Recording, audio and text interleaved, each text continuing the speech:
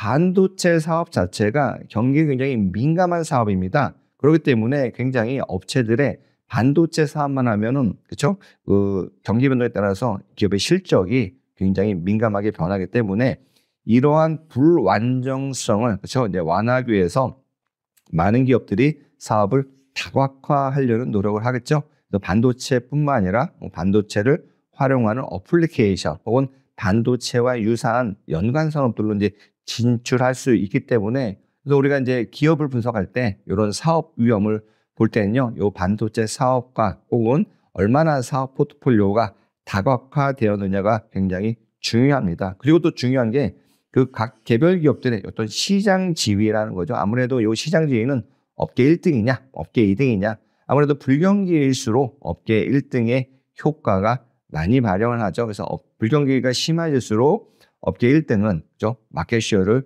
늘릴 수 있는 계기가 되고 이걸 통해서 호경기 때 늘어난 마켓쉐어에서 충분한 이익을 얻을 수가 있는 거죠. 그래서 이 안정성도 시장에 대한 지배력이 있으면 어느 정도 가격을 스스로 그렇죠? 세팅할 수 있는 요인들이 있기 때문에 이 시장 지위와 안정성이 개별 기업에서 어떻게 나타나는 것을 이제 바라봐야 됩니다. 그래서 이런 것들이 어느 정도 있으면 산업 자체가 갖고 있는 이런 변동성을 조금 회피하거나 혹은 많이 줄일 수 있는 요인으로 작용할 수 있습니다. 자, 두 번째 시장 지배력을 볼 수 있죠. 우리가 아무래도 시장 지배력이 있다는 것은 가격에 대한 파워도 있고 시장 내 공급 양에 대해서도 어느 정도 이제 지배력이 있는 거죠. 경기 민감도가 크기 때문에 이런 점유율이 높다라면 그렇죠? 이런 경기 민감도에 대해서도 어느 정도 내부적인 그렇죠? 시장 지배력을 통해 가지고 경기 민감도를 좀 극복할 수 있는 거죠.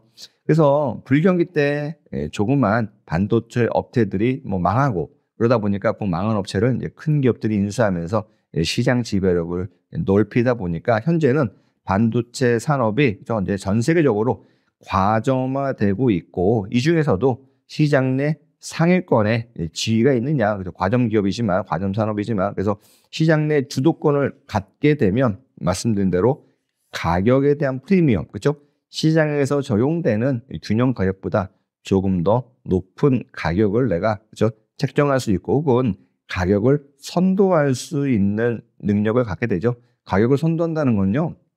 개별 기업 입장에서 어떻게 보면은 시장을 조금 쥐고 흔들 수 있다. 시장에 대한 파워이기 때문에 개별 기업 입장에서는 굉장히 큰 장점이라고 볼 수 있습니다. 그 외에 그죠? 뭐 절대적인 점유율을 볼 수도 있고요. 혹은 점유율의 추이가 계속 시장 점유율이 높아지고 있느냐, 그다음에 경쟁사와 비교해서 점유율의 차이는 어떤 거냐 이런 것들을 통해서도 우리가 시장 지배력이 있는지 없는지 있다면 어느 정도 있는지를 어느 정도 유추해 볼 수가 있습니다.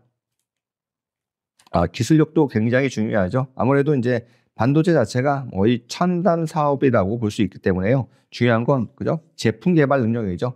추가적인 제품을 메모리 반도체 같은 경우에는 계속적으로 발전하고 있기 때문에 그런 발전 속도를 후발주자로 따라가느냐, 선발주자가 돼가지고 내가 이 발전 속도를 견인하느냐에 따라 가지고도 기업의 어떤 시장 내 지위가 달라지죠. 선발주자로 내가 그걸 견인하게 되면 시장 내에서의 하나의 표준으로 자리 잡을 수 있고 이 표준이 되면 그렇죠?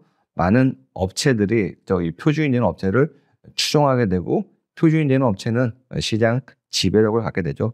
또 생산 공정에 대한 기술력인데 반도체를 만들다 보면 특히나 이제 고부가치 반도체 같은 경우에는 수율이라는 게 있습니다. 그렇죠? 우리가 실험실에서 만들어지는 수율하고 실제 대량 생산하는 수율은 별개인 거죠. 그래서 대량 생산했을 경우에 수율이 높으면 그만큼 그죠? 분량이 줄어들고 그만큼 원가 경쟁력이 생기고 그다음에 판매 물량도 늘어나기 때문에 생산 공정에 대한 이런 대량 생산을 할 수 있을 때 그때 수율이 굉장히 중요합니다.